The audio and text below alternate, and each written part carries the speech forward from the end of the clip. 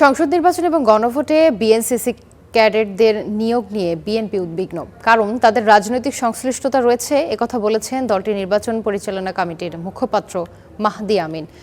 রাজধানীর গুলশান কার্যালয়ে জাতীয় সংসদ নির্বাচন ও সমসাময়িক বিষয়ে সংবাদ সম্মেলনে এসব জানান তিনি। মাহদি আমিন বলেন, নির্বাচনে পর্যবেক্ষক তালিকা নিয়ে বিএনপির উদ্বেগের প্রধান কারণ অনভিজ্ঞ ও একটি বিশেষ রাজনৈতিক দলের লোকের সংখ্যা বেশি হওয়ায়। এ বিষয়ে এরই মধ্যে নির্বাচন কমিশনকে লিখিতভাবে জানানো হয়েছে। আগামী শুক্রবার বিএনপির ইশতেহার ঘোষণা হতে পারে বলেও জানান তিনি।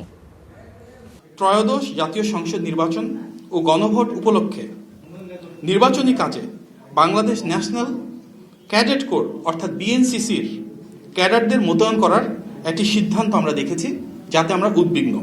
কেননা কলেজ ও বিশ্ববিদ্যালয় পড়ুয়া বিএনসিসি ক্যাডেটদের অনেকেই কোনো না কোনো রাজনৈতিক দল বা মতাদর্শের সাথে জড়িত থাকেন।